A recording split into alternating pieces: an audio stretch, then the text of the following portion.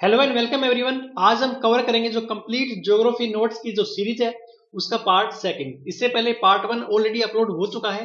अगर आपने वो पार्ट नहीं देखा है तो प्लीज आई रिक्वेस्ट कि पहले आप उस पार्ट को देखिए और पिछली जितनी जो ज्योग्राफी है उसको आप कवर कीजिए, उसके बाद ही आप इस वीडियो को कंटिन्यू कीजिए ताकि आपको जो आगे की स्टेप हो सारी समझ में आ सके। ओके, तो जिन्होंने ऑलरेडी वो पार्ट देख चुके हैं तो वो इस वीडियो को देख सकते हैं। तो चलिए स्टार्ट करते हैं आज की हमारी वीडियो। तो इम्पोर्टेंट ज्योग्राफी नोट्स का पार्ट सेकंड। लेकिन उससे पहले आई रिक्वेस्ट कि प्लीज अगर आप इस वीडियो को या इस चैनल को पहली बार देख रहे हैं तो प्लीज आप इस चैनल को सब्सक्राइब कर लीजिए ताकि आपको जो आगे जितनी वीडियो हम अपलोड करेंगे तो उसकी सूचना आपको टाइम टू टाइम आपको मिलती रहेगी। ओके, और हाँ, अगर आपको वीडियो अच्छी लगे तो प्लीज वीडियो को लाइक कीजिएगा और इसको शेयर कीजिएगा ताकि जो अदर पर्सन है उनको भी इसका बेनिफिट मिल सके। ओके, तो लेट्स स्टार्ट। तो आज की इस वीडियो में सबसे पहले हम बात करेंगे चंद्रमा यानी मून के बारे में। देखिए, मून के बारे में ज्यादा क्वेश्चन नहीं आते, एक दो क्वेश्चन फिर भी इससे बन जाते हैं। तो सबसे पहले तो बात आती है सेलेनोलॉजी। ये क्या है? देखिए, जो चंद्रमा है, जो मून है, इसका जो सरफेस और इसकी जो आंतरिक स्थिति है उसका जो हम स्टडी करते हैं और वो जिस साइंस की जो ब्रांच उसके अंदर में आता है उसको बोलते हैं हम सेलेनोलॉजी।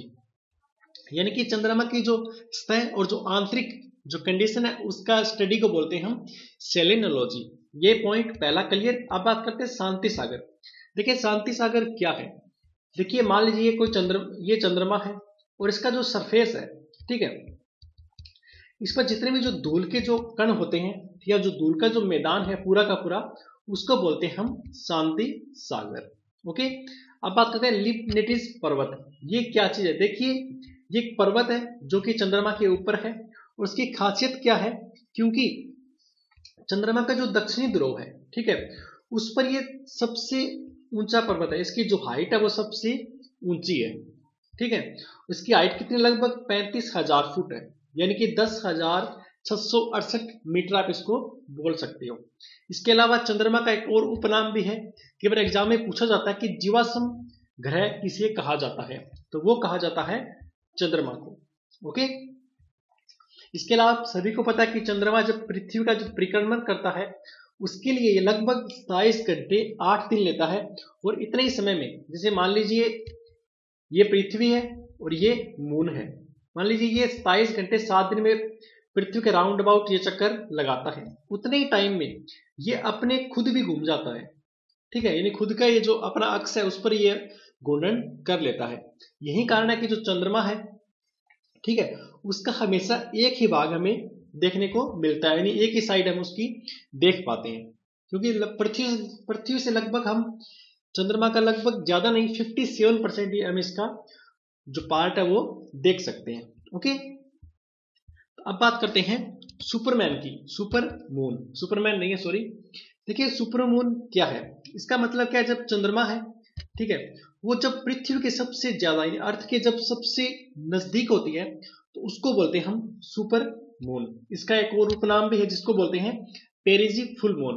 और इस टाइम खासियत क्या होती है, क्या डिफरेंस आता है कि इस टाइम जितना हमें मान लीजिए 57% हमें दिखाई पड़ता है अक्सर, तो उस दिन से ये 14% अधिक ज्यादा बड़ा, और जितनी उसकी जो लाइट थी, जितना चमकीला हमें दिखाई पहले नॉर्मल दिनों में देता था, उससे 30% अधिक हमें ये ब्राइट हमें दिखाई देता है। तो ये बात है सुपरमून की। अब बात करते हैं ब्लू मून की। देखिए, ऐसा हर बार नहीं होता कि एक मंथ के अंदर 2 पूर्णिमा आ जाए, लेकिन जब कोई ऐसा महीना आता है कैलेंडर में जब एक मंथ में जब 2 पूर्णिमाएं हो, ठीक है, तो जो दूसरी जो पूर्णिमा होती है उसको बोलते हैं हम ब्लू मून। इसका जो मुख्य कारण क्या है? क्योंकि जो 2 पूर्णिमाएं आते हैं, ठीक है, एक मंथ के अंदर, उनके बीच में जो डिफरेंस होता है वो 31 दिनों से कम होता है, ठीक है। ऐसा मतलब हर बार नहीं होता, 2-3 साल में एक बार होता है। ऐसे ही पीछे जैसे अगस्त 2012 के अंदर, ठीक है, 2 पूर्णिमाएं थी, 2 और 31 अगस्त को, तो जिसमें जो लास्ट दूसरी 31 अगस्त थी उसको क्या था? Blue moon. वैसे ही कोई भी ऐसा साल जिसमें 2-3 बार ब्लू मून देखने को मिलता है उसको ब्लू ईयर भी कहा जाता है। वैसे ही 2018 ब्लू मून ईयर भी होगा। ओके, तो ये बात हुई सुपर मून की। अब बात करते हैं बोने ग्रह के बारे में। देखिए आपको मैंने स्टार्टिंग में बताया था जितने भी जो सौरमंडलीय पिंड है उनको 3 कैटेगरी में डिवाइड किया गया है, ठीक है। परंपरागत ग्रह जिसमें जैसे मंगल, बुध, बृहस्पति, शनि, अर्थ सारे हमने पिछले पार्ट में कंप्लीट कर लिए हैं। उसके बाद जो सेकंड पार्ट है बोने ग्रह, ठीक है।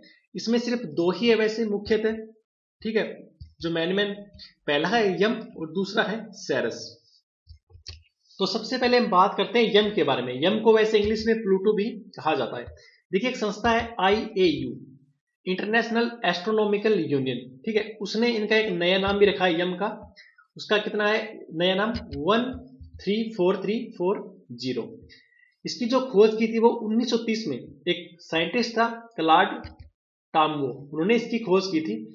लेकिन अगस्त 2006 में जब IAU की एक प्रयाग में इसका सम्मेलन हुआ था तब इसको मतलब जितने भी जो ग्रह है उसकी श्रेणी से इसको निकाल कर जो बोन्य ग्रह है उसकी श्रेणी में इसको डाल दिया गया था। इसका रीजन क्या था, क्योंकि जब भी कोई भी ऐसा पिंड जिसको हम ग्रह बोले तो उसकी कुछ कंडीशन होती है, अगर वो उसको फॉलो करता है तभी उसको हम ग्रह बोल सकते। तो इसने इसके कारण क्या थे इसको निकालने के, तो सबसे पहली बात तो ये थी कि इसका जो आकार था वो चंद्रमा से कम था, जो कि किसी का भी चंद्रमा से कम नहीं होना चाहिए।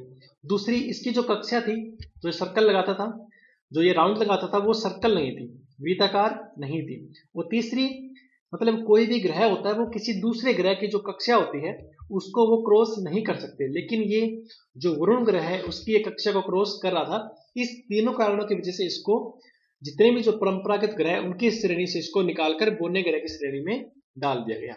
अब बात करते हैं सेरस। इसकी जो खोज की थी वो एक इटली का साइंटिस्ट था, खगोल शास्त्री था, पियाजी, उन्होंने इसकी खोज की थी। ओके, तो बस इसके बारे में सिर्फ इतना ही है। अब बात करते हैं लघु सौरमंडलीय पिंड। देखिए लघु सौरमंडलीय पिंड है उसको हम 3 पार्ट में डिवाइड कर सकते हैं। सबसे पहले क्षुद्र ग्रह एस्ट्रोनॉइड, दूसरे पर धूमकेतु और तीसरे पर उल्का। सबसे पहले बात करते हैं क्षुद्र ग्रह क्या होते हैं। देखिए जो मंगल ग्रह है और जो बृहस्पति है उन दोनों ग्रहों की जो कक्षा है उनके बीच में जो कुछ छोटे छोटे जो आकाशीय पिंड होते हैं उनको हम जो कि सूर्य की परिक्रमा कर रहे होते हैं, जो कि सूर्य के चारों ओर चक्कर लगा रहे होते हैं, उनको हम क्षुद्र ग्रह बोलते हैं। ये कब बनते हैं, जितने भी जो साइंटिस्ट है उनके अकॉर्डिंग, मतलब जितने भी जो ग्रह है उनके जो विस्फोट होते हैं उनके कारण इनका निर्माण हो जाता है। और जब इनका जो भी जैसे कोई भी क्षुद्र ग्रह जैसे किसी का निर्माण हो गया, कोई विस्फोट हुआ और जब वो पृथ्वी के सतह से टकराता है तो मतलब इतनी वो स्पीड से गिरता है कि वहां पर एक गड्ढा सा बन जाता है, ठीक है, जिसमें कई बार बाद में झील भी बन जाती है। वैसे ही एक एग्जांपल आपके सामने जो महाराष्ट्र में जो लोनार झील है, ठीक है, LONAR लोनार झील, उसका निर्माण भी ऐसे ही हुआ था जब कोई एस्ट्रोनॉइड ऊपर से पूरी स्पीड से पृथ्वी पर गिरा था और उसके कारण वहां पर एक गड्ढा बन गया जिसमें बाद में एक झील का निर्माण हो गया। ओके, तो अब बात करते हैं धूमकेतु। देखिए हमें पता है जो सौरमंडल है हमारा उसमें पता नहीं कितने सैकड़ों छोटे छोटे अरबों मतलब पिंड विद्यमान है, ठीक है, जिन्हें धूमकेतु या पुंछल तारा भी कहा जाता है। वैसे ये कुछ नहीं होते, सिर्फ इनके अंदर कुछ गैसें होती है और जितनी भी जो धूल वगैरह होती है उनका एक मिक्सचर होता है। जब वो आकाश में चलते हैं तो उनके पीछे एक लंबी पूंछ सी बन जाती है, इसलिए इनको एक पुंछल तारा भी कहा जाता है। मतलब जो प्रकाश होता है, ठीक है, उसका एक चमकीला गोला सा बन जाता है, ठीक है। तो धूमकेतु हमेशा दिखाई नहीं देते, ये सिर्फ तभी दिखाई देते हैं जब ये सूर्य की तरफ बढ़ रहे हो, ठीक है। मान लीजिए सूर्य है और जब इसके तरफ आ रहे हो तभी ये दिखाई देते हैं। इसका रीजन क्या है कि इसकी जितनी भी जो गैसें हैं, ठीक है, इसके आसपास जब सूर्य की किरणें इस पर पड़ती है तो ये ब्राइट ज्यादा हो जाती है, मतलब चमकीली हो जाती है, जिसकी वजह से हमें दिखाई देनी लग जाती है। और हमेशा एक बात ध्यान में रखना कि जो पूंछल तारा होता है, ठीक है, उसकी जो पूंछ होती है वो हमेशा जो सूर्य होता है उससे दूर होता है, मतलब ऐसा लगता है कि उसकी जो पूंछ है वो सूर्य से दूर जा रही है। ओके, वैसे एक पूंछल तारा है उसका नाम है हेले। हेले मतलब हमेशा दिखाई नहीं देता, ये लगभग 76 साल बाद ये दिखाई देता है। लास्ट बार ये 1986 में दिखाई दिया था और उसके बाद ये 1986 प्लस 76 यानी कि 2062 में ये दिखाई देगा। अब बात करते हैं उल्का। देखिए उल्का कुछ भी नहीं है, सिर्फ जितने भी जो क्षुद्र ग्रह जो एस्ट्रॉयड है, ठीक है, उनके टुकड़े और जो धूमकेतु है ये जब चलता है इनके पूंछ के पीछे जितने भी जो धूल के कण छूट जाते हैं उनका मिक्सचर को बोलते हैं हम उल्का। ओके, मतलब ये कुछ टाइम के लिए, मतलब एक क्षण भर के लिए हमें दिखाई देते हैं और बाद में गायब हो जाते हैं। अब बात करते हैं ज्वालामुखी वोल्केनो के बारे में। ये काफी इंपॉर्टेंट टॉपिक है, इस टॉपिक से एक दो क्वेश्चन हर बार आते हैं एग्जाम में। चलिए स्टार्ट बात करते हैं ज्वालामुखी के बारे में। देखिए ज्वालामुखी क्या चीज है। आप सपोज कीजिए ये पृथ्वी है, ठीक है, तो ज्वालामुखी क्या है, जब पृथ्वी जो सरफेस है उस पर जब कोई कभी जो प्राकृतिक कोई छेद हो जाए या फिर कोई दरार हो जाए, जिसमें क्या है जितना जो पृथ्वी के अंदर जो पिघला हुआ जो पदार्थ होता है जिसे हम लावा बोलते हैं, या फिर जो राख या जो वहां पे जो अन्य प्रकार की जो गैसें है, जब वो उस दरार के द्वारा बाहर निकलती है तो उसको बोलते हैं हम ज्वालामुखी। और जब जितनी भी जो गैसें बाहर निकलती है उसके बाद धीरे धीरे जो लावा निकलता है वो वहां पर ठंडा हो जाता है और जो छोटे छोटे टुकड़े होते हैं उनमें ये कन्वर्ट हो जाता है। जैसे पत्थर के टुकड़े होते हैं वैसे ये मतलब बहुत ज्यादा हार्ड होता है, तो उसी जो हार्ड पत्थर है उसको बोलते हैं हम सिंडर। ओके, तो अब बात करते हैं ज्वालामुखी के टाइप कि ज्वालामुखी कितने प्रकार के होते हैं। तो देखिए ज्वालामुखी 3 प्रकार के होते हैं। सबसे पहले एक्टिव वोल्केनो जिसे बोलते हैं सक्रिय ज्वालामुखी। सेकंड डोरमेंट वोल्केनो जिसे बोलते हैं जो प्रसुप्त होता है ना उसको। तीसरा एक्सटिंक्ट वोल्केनो। ठीक है, तो सबसे पहले बात करते हैं एक्टिव वोल्केनो। इसका मतलब क्या है कि इसमें इस तरह के जो ज्वालामुखी होते हैं वो बार बार निकलते रहते हैं। मतलब जैसे कि मान लीजिए पृथ्वी और यहाँ पर ये एक ज्वालामुखी यहाँ पर पैदा हो गया, तो इसमें क्या ये हमेशा एक्टिव रहेगा। इससे मतलब जो लावा है वो हमेशा निकलता ही रहेगा बाहर, ये कभी बंद नहीं होता। उसको बोलते हैं एक्टिव वोल्केनो।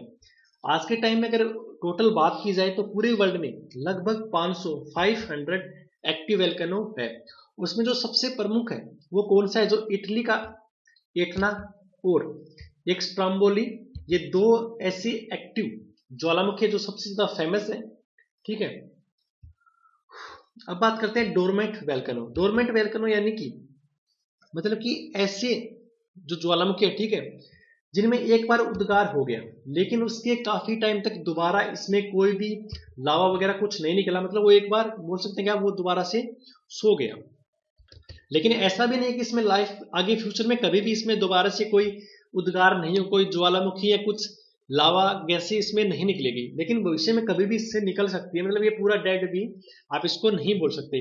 इसके अगर कुछ एग्जाम्पल की बात की जाए तो एक मेयन नाम का ज्वालामुखी है जो कि फिलीपींस में है, वैसे ही फ्यूजियामा जापान के अंदर भी है, वैसे ही विसुवियस जो भूमध्य सागर है वहां पर भी एक है डोरमेंट वोल्केनो आप देख सकते हो। अब बात करते हैं एक्सटिंक्ट वोल्केनो। मतलब इसको बोलते हैं शांत ज्वालामुखी।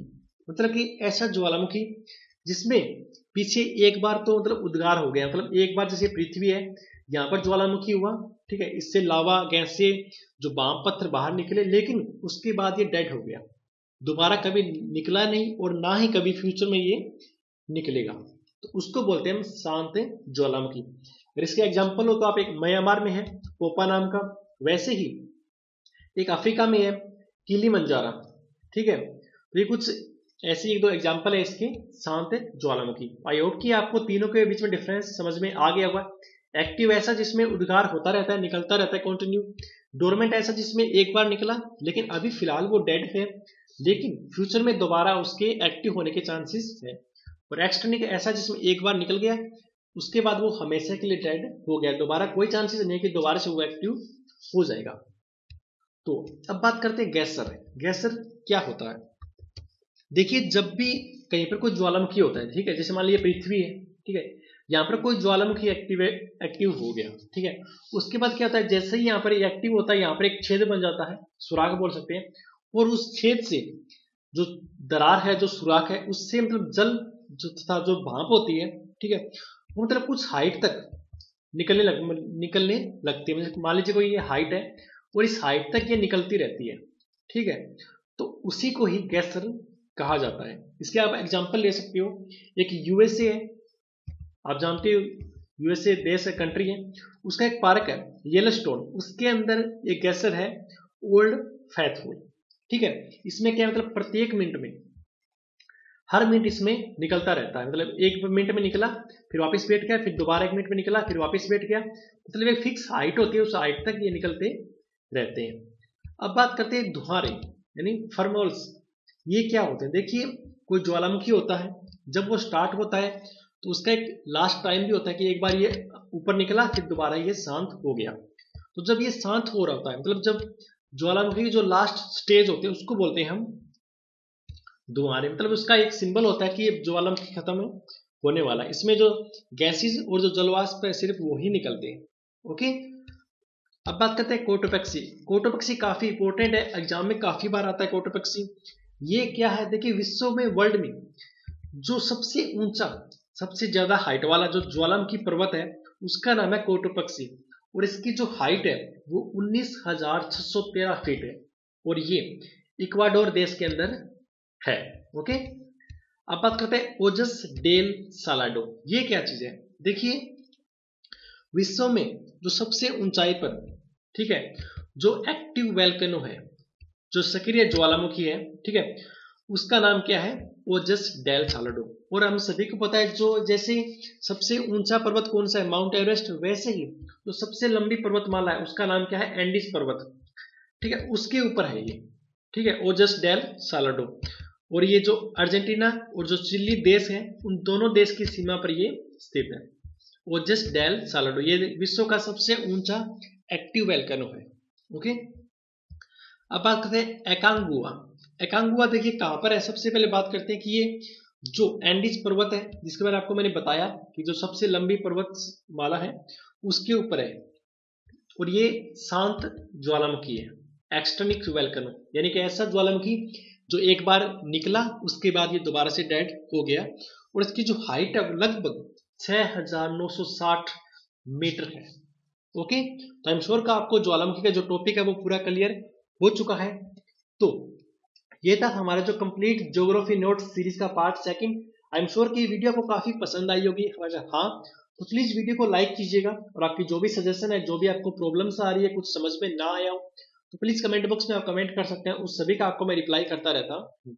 इसके अलावा रिक्वेस्ट कि प्लीज आप इस चैनल को सब्सक्राइब कीजिए, और जितना हो उसकी वीडियो को ज्यादा से ज्यादा शेयर कीजिए, ताकि जो अदर पर्सन है उनको भी इस बारे में पता चल सके, वो भी इस टॉपिक को क्लियर कर सकें। इसके अलावा आप हमारा फेसबुक पेज भी लाइक कर सकते हैं, आप हमें ट्विटर पे भी फॉलो कर सकते हैं। इसके अलावा अगर आप चाहो तो जितने भी जो हमारे जीके वीडियो है उन सभी जीके को अगर आप पढ़ना चाहो, उनके नोट्स बनाना चाहो, तो हमारा जो ब्लॉग है fariaclasses.blogspot.in उस पर आप विजिट कर सकते हैं। उनका लिंक नीचे डिस्क्रिप्शन में आपको मिल जाएगा।